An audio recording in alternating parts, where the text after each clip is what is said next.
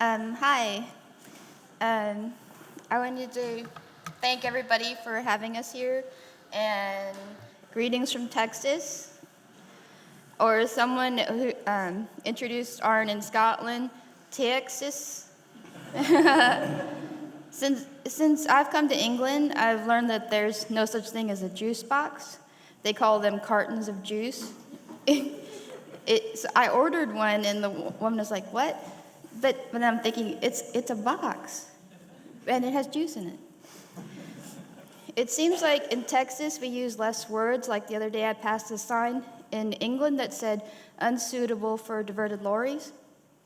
And in Texas the sign would say no trucks. The longest sign I've ever seen or heard of in Texas was no throwing fish on the roadway. In England, you probably don't have this problem. But if you did, that sign would probably say unsuitable for diverted fish. I grew up in Texas. I don't have a Texas accent.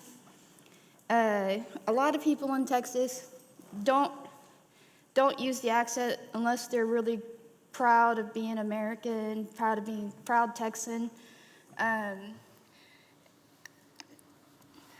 We're going to start talking about how science education is affected by Christianity in Texas, but when I talk about Texas, there are a lot of reasonable people in Texas. When we go to the UK, a lot of times it's like, we don't have the problem here with creationism. And maybe you do a little bit if you're having charter schools and stuff like that, where they might teach it, but not the same thing, so they have a hard time identifying. But when we go to Ireland, or Northern Ireland, and it's kind of like being in an atheist support group in Texas, where we all get together and we commiserate. We go, basically, these people are crazy, you know. Anyways, so I was born in 1971, and I was the child of divorced parents. My father remarried a Texan, and he took us to Southern Baptist church 3 times a week. My mother was Vietnamese and Catholic, and it isn't the Catholic a liberal Catholic. It's kind of a fundamentalist Catholic, where if you piss a nun off, they'll whip you or something like that. And so I had this kind of strange upbringing, and growing up, I guess the education system itself was poor in teaching science and evolution, because I didn't really understand it. And I think perhaps because they skipped it. And from the pulpit, they were always ridiculing it. And humanists, they would say humanist with like this in a pejorative way, humanist, you know. They just think they're their own god, you know. And anyways, it was pre-internet. The internet, I didn't get on the internet till the 1990s, when it was just message boards. And I was an old earth creationist for a long time. I'm a science teacher now, so I've come a long way since then. I was in my 30s by the time I was starting to learn about evolution, because it was so isolated without the internet growing up that you relied on information from your school and from your community. And I grew up in a part of Texas, Spring, Texas, that gave you, if you ever seen Revisionaries, Terry Leo. She represented my district where I grew up. So when my brother went off to the East Coast to study, he told me he was agnostic. And I'm embarrassed to say this, but I actually said, if we came from monkeys, why are there still monkeys? And so he quickly educated me on that. It's like saying, if we speak, if our language came from German and other sources like Latin, why is there still German? You know, it's a fundamental misunderstanding. And anyways, when I went on the internet, I went to Christian forums to hang out with other Christians, And I went to the Creation Evolution Forum, and there I met lots of atheists who liked to go there and try and deconvert, not necessarily from Christianity, but maybe a little bit, people from creationism. And Aron was there. This was like, when was that? 7 years ago? 7 years ago. And some people were rude and some people weren't, but I've never been someone who was dissuaded by being called ignorant or something like that. I just kept persisting until I figured it out. And since then, I was teaching in a Christian school, and I taught second graders, and they would have things in the workbooks like, well, if a butterfly egg only hatches butterflies, it never changes into anything else. And they're still teaching this now in a lot of Christian schools in the United States. And of course it does. What would you expect? I mean, they expect like dogs turning to cats or something like that, some ridiculous straw man of evolution. And a lot of people, like 40%, the number is, still don't. That shows you the poverty of science education in the United States. So I actually debated with Aron, and he showed me a whole bunch of things about evolution. And the thing that kind of swayed me was he showed me a picture of a pangolin.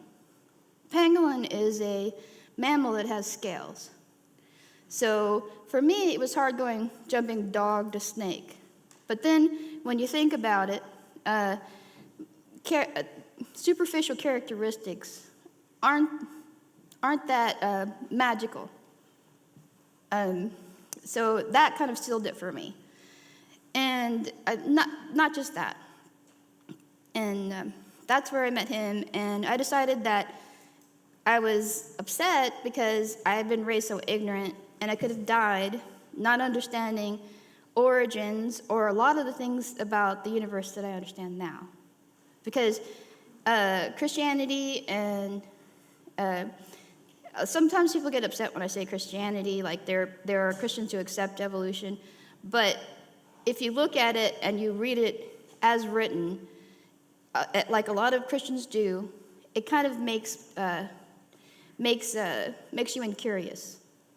Because the Genesis is like everything in 7 days.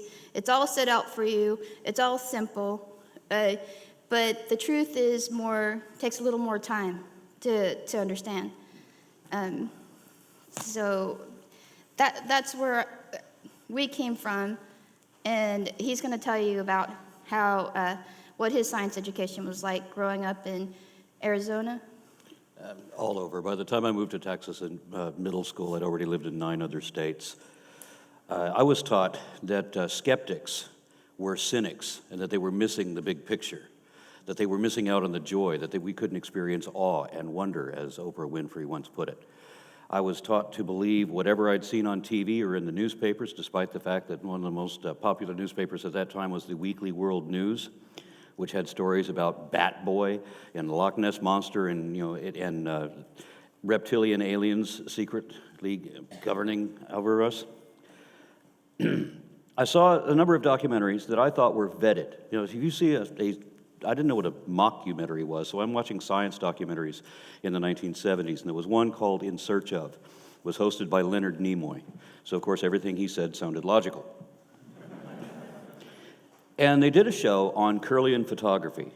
And this is where you take a leaf and you put it in electrostatic plates, between electrostatic plates. You take a picture of it, and you see that leaf represented in tiny phosphorescent blue sparks, what some people might refer to as midichlorians.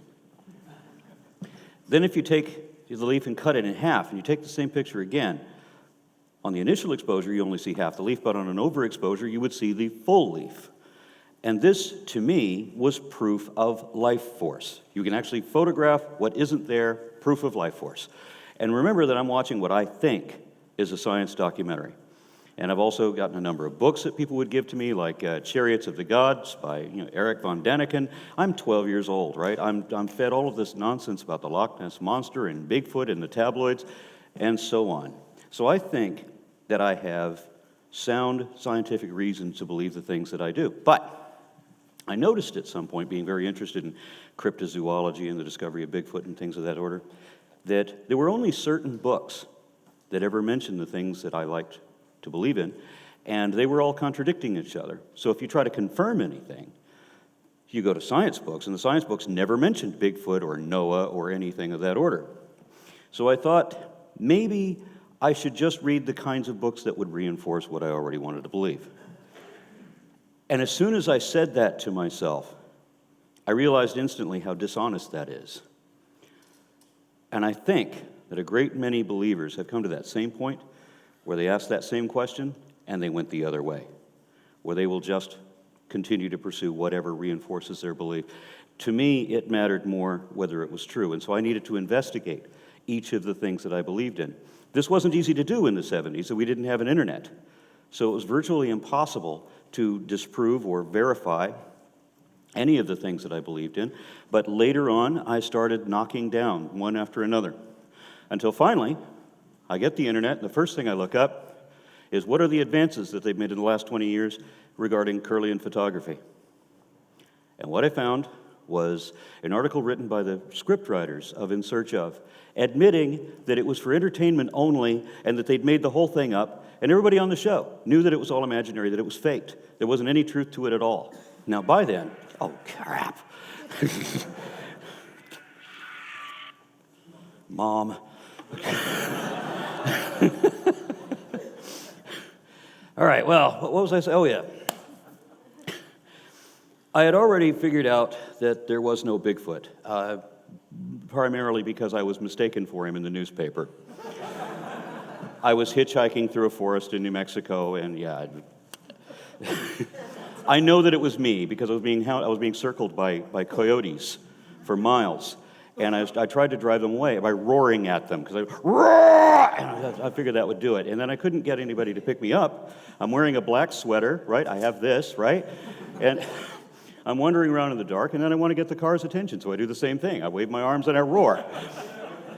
Well, I come back through that same town a couple of days later, and people tell me, you got to watch out because we had Sasquatch out here, and it was cited by all these different people, these ranchers and all of that, and it was all in the newspapers and everything, and I just kind of pieced it. Yeah, that was... That was actually the moment I stopped believing in Bigfoot, because it's hard to believe when, you're him. So, I also pieced together all of these other things about, like the telekinesis, the Russians, they could move the magnets with the power of their minds or whatever. They did these little hand gestures. Well, it turns out that it's actually not the ball bearings that they were moving, but the magnets under the table and all of that. It's all a scam. It's all a hoax. Everything that involved the supernatural all turned out to be unsupported at best. And I'd actually had supernatural experiences because I was a neo-pagan occultist at one point. I did all the meditation. I did, the building up the psionic energy in your hands that you can fire to other people, all of that kind of not transcendental meditation, but astral projection. So I had direct experience with all of these things. I've witnessed ghosts and, paranormal monsters and all of that sort of thing. I actually experienced that, and I remember vividly. But I came to a point after the Kirlian photography thing where I realized I had no substance for any of these beliefs that never made sense to begin with. I just had to reconcile that, if there is living life force, if we have evidence of telekinesis and all that, then there has to be some truth to it. But when I realized there wasn't any, I had to look back on the memories that I had, that I remember seeing with my own eyes, and realizing that that didn't happen. I remember it happening, but it couldn't have happened. And that was a hard thing to realize, that I'm remembering something that isn't even there. And then I later, through the power of the internet, you meet people that you haven't seen in high school or haven't seen since high school. And these were the people that were taking part in these kinds of things with me that I thought would remember the same events the same way that I did. And neither of the two people that were involved in the most dramatic episodes remembered it at all. And it was stunning. Did I make the whole damn thing up? So whenever anybody tells me about their incredible supernatural encounter, it's never as brilliant a story as the one I had, and I know that mine failed, so yours is definitely dust. You want to take your turn? Okay. After I started to understand evolution as a result of talking with Aron and other atheists on Christian forums, I was wanting to think that maybe there are a lot of other people that we could help understand evolution. And so I set up a debate between Aron and a creationist called Mark Ramsey. He basically tries to get stuff like Icons of Evolution, if any of you have ever heard of Jonathan Wells, books into Texas science classrooms. In Texas science classrooms, you have the textbook, which is creationism free, but teachers can use supplemental materials. So sometimes he encourages them to use these books instead. And a good percentage of science teachers in Texas are creationists. And that's pretty odd. That's 20%, roughly 20% of our science teachers are young Earth creationists. It's partly because perhaps they're not held enough to a high enough standard when they take their certification test to teach science. And it's also the culture also.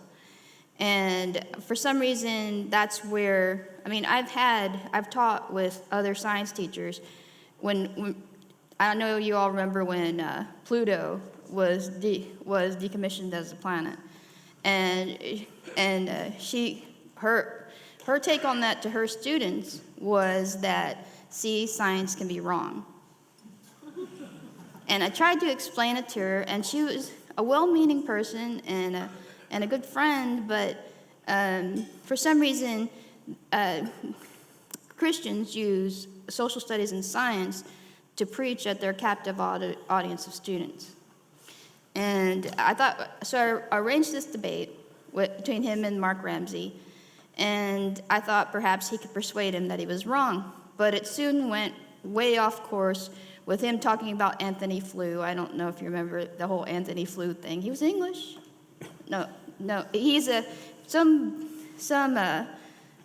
English person with a doctoral degree who decided that he was not an atheist anymore. Yeah. So the debate quickly devolved into talking about atheism rather than science. Yeah. Yeah. She set up this debate, and it was with the guy that was courting the Board of Education, who was trying to convince several people on the board that they needed to teach the strengths and weaknesses of evolution. And in the course of the debate, I tried to get him to list what the strengths of evolution were, and he couldn't list one. As for the weaknesses of evolution, they were entirely his own misunderstanding of basic science, much less anything having to do with evolution. So we set up a moderated debate. We wanted to have 6 moderators, and I chose 3 Christians to moderate my side. I wanted it to be, all of the moderators were Christian, and I wanted it to be that way so that it would not devolve into a God versus no God argument. So I had my professor of genetics, who was cited in Nature for her contribution to the Human Genome Project. I had Robert T. Bacher, who was he was one of the consultants for Jurassic Park. If you're into paleontology, this is the guy with the long white hair and the cowboy hat who looks like a prospector with a mule. But he has PhD degrees from 2 Ivy League colleges. He also happens to be a Pentecostal preacher, if you can figure that out. And he had a book he was working on called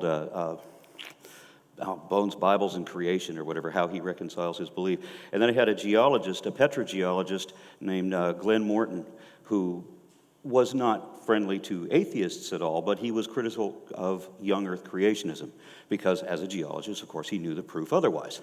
So I have these 3 Christians that I think anything my opponent says that's off track, they will correct, right? Except they didn't. He chose 3 moderators of his own, 2 people from the Board of Education, which were the exact 2 people that I wanted to influence. Because I'm expecting... Leo and Don McElroy. Yeah. If you remember Don McElroy. Maybe you don't, but They don't live in Texas. yeah. So, yeah, he chose 2 people from the Board of Education, and he also chose another evangelical minister, a whack job of a guy that is supposed to be moderating this. And the debate immediately devolved into God versus no God, you're not a true Christian. It's the moderators arguing with each other, right? I don't even have to take a part in it. I mean, I did one post to disprove everything that he said. All of that was ignored. They argue with each other. And then one of them decided he was going to change sides because he didn't want a non-Christian to beat a Christian in a debate. My own moderators used the forum at my invitation as a platform to argue against atheism. Thank you very much. It completely ignoring the purpose of this, which was to improve education in the state. So I quickly learned that there are people who are ignorant of science because they've been cultured that way, and there are people that have been shown enough evidence to understand evolution, but they're going to discard it because they're being willfully ignorant. A good example of that, my opponent said that he knew that there were transitional species in the fossil record, but that he wanted to teach students there were none, because he said it was important that they believe there are none. So it's okay to lie to other people's kids when you know better. It's because you're controlling what they believe, and that's more important than telling them the truth. Ken Ham is another good example of that. He was debating an old Earth creationist, Hugh Ross, and he said that you can't have millions of years, and it's billions, but you can't have millions of years. He always says that, and he said because what about like dinosaurs with brain tumors? If you got millions of years, then death, suffering, disease happened before the fall. If you place dinosaurs the way scientists do. So what he's saying is he says that he knows that there's fossils from 65 plus million years ago that show that these kind of maladies occurred, and so this would not be something that God would say is good. So knowing that that evidence exists, but knowing that his favorite book of fables says otherwise, he simply ignores the evidence. And I've heard people make the admission that when you make this assumption, it's okay to ignore all the evidence that stands against it. That's not my philosophy. I certainly wouldn't justify that. I think that's dishonest. But believers have justified that. Ham's argument is the Bible is inerrant from Genesis to Revelations. So if you don't take Genesis literally, then you can't have the progression from Adam to Jesus, and you can't be saved. Another way to put it, he says that if you want to believe in salvation, which is the second half of the book, then you have to believe in creation, which is the first half of the book, because if the first half of the book is wrong, the second half of the book is wrong. So to me, it just means the whole damn book is wrong, and he's just pretending. And maybe this sounds outlandish to you, but he convinces a lot of people. He's spending over $40 million to build an ark in Kentucky. 170 million. To build an ark, and people gave him that money to spend.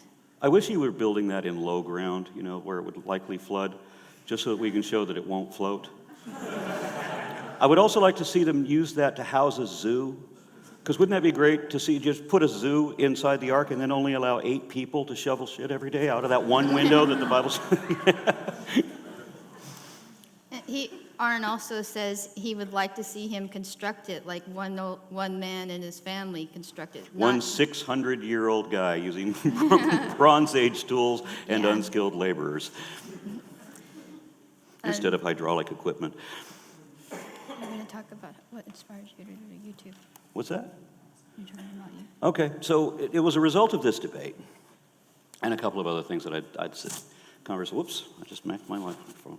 Okay, a couple of arguments that I had with other people that inspired me to do this video series. I was talking to a friend who's very much believed in creationism, and she said, "You can't prove evolutionism." I said, "Well, the fact that you call it that already indicates the problem." But yes, I can, actually. I love how evolution, I hear sometimes pronounced in England. Evolution. That's the way they would like to pronounce it, too.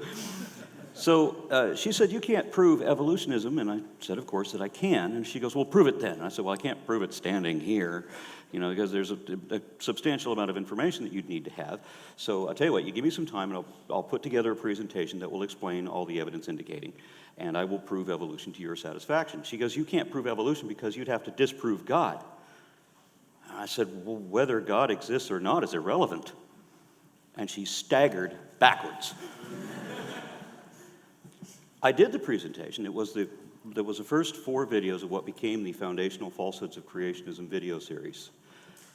And I sent those first 4 videos to her when they were completed, and her response to me was that I was hurting people. People who want to believe something even when they know it's not true, which is the real problem. Some people care about truth and some people don't. I see them having instead just a need to believe. So I completed the video series and became hugely popular, and then Pitchstone Publishing asked me to do a book on it, which I did, and that should be out in September. I don't even know if it's any good yet. I like it, but... So in my progression, a lot of American parents are afraid to send their children to college because they're going to be deconverted from Christianity. They're afraid of evolution. A lot of Christians are. And they're afraid that it will cause people to lose their faith. And unfortunately for me, it was part of what caused me to lose my faith in God. Why would God design a system that's dependent on suffering, death, and why do we have to eat other organisms to live? I mean, if you're an omniscient deity, couldn't you come up with a better You mean plants system? can make their own food? Why can't we? Yeah, why couldn't we be autotrophs? But if this was an all-powerful, all-knowing deity, right? And that was part of it. And also, I didn't have a very good science education, but I had a pretty okay reading and literature education. And when I looked at Genesis again, how is it different from any of the other myths from all around the world? It's an origin myth. It's very plainly so. So after that, I'm still trying to help people understand it so that we can get past the culture war over it.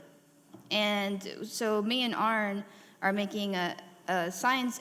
I taught science for 7 years, and now I teach teachers how to use their science curriculum. Yeah, I want to brag about this because when I started, she was working in a religious school. Mm-hmm. And then she became a science teacher in a public school. It was, I thought, a huge jump.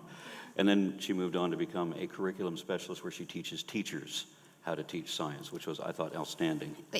We started this, the Living Science video series because of our experiences talking to grown adults who don't have a middle school science education and don't know what they're talking about. But also my experiences in teaching school where Christianity often made students incurious. Like, if I'm like, we're going to learn where mountains come from today. I don't need to know that. God made them. Like, I'd have a student pipe up and say that. And I don't understand, because if I'd rather know more. But this meme is such that it blocks natural curiosity in children. And so also for teachers, because I train teachers, and I've gone to trainings with other science teachers, and a lot of times they don't understand very basic science. Like, for some reason, we had an assignment to make a picture of the Milky Way galaxy, and one of the other science teachers was like, well, let's draw a jug of milk. And I'm thinking, you don't know the name of your own galaxy, and you're teaching science. And We're gonna have to close it up. Oh, I know. So we make short 10-minute videos that help, that are based on the next generation science standards, which not every state in the United States adopts, but most of them do. And so that it can supplement and keep teachers on track, and also explain evolution in an incremental way, and integrate it into biology curriculum. So All right, so that's what we do, and we've been told that we have to stop now, so I'm going to shut up. Thank you. Thank you.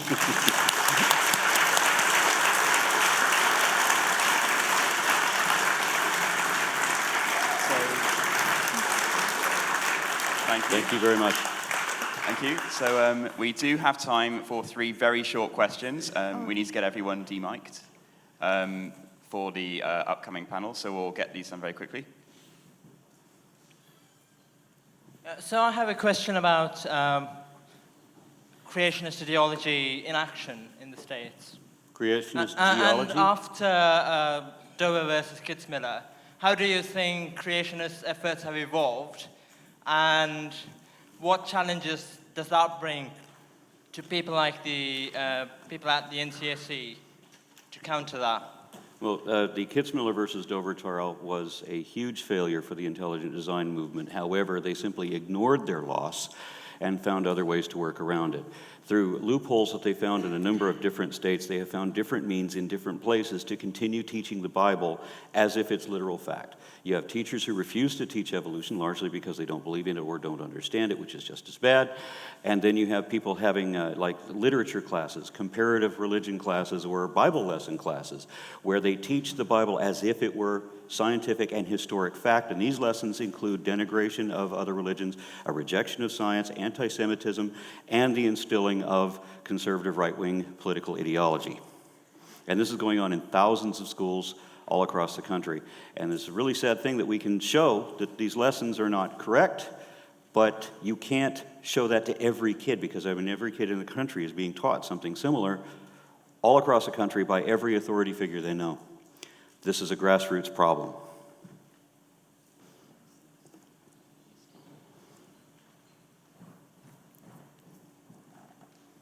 Brilliant, thanks. Thank you very much for the talk. I was wondering, especially you talked at the end about the difficulties of teaching teachers how to teach science. First of all, do you have any, first of all, are there any standards? What standards do these people have to get to the level where they can actually teach science? But secondly, do you think, as you've got a situation where they found out almost who you are and then recoiled and just ignored what you said, or would act against any of your advice purely because you're an atheist, say, or because you're not of their denomination of Christianity or similar?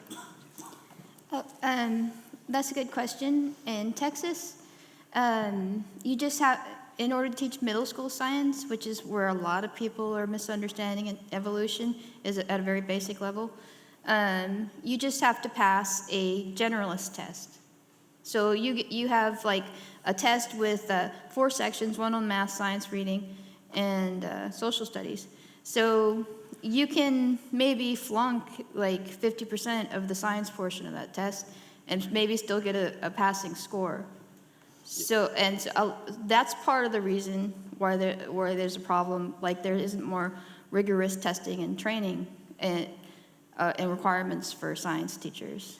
To make it worse, we also have AP classes where you can take a college class in high school, which involves a high school teacher teaching college, but sometimes the high school teacher in biology is not a science teacher. It's a coach, like a gym coach. So in one case, we had this one gym coach who was supposed to be teaching zoology at the college level. Now, how could you avoid evolution teaching zoology, right?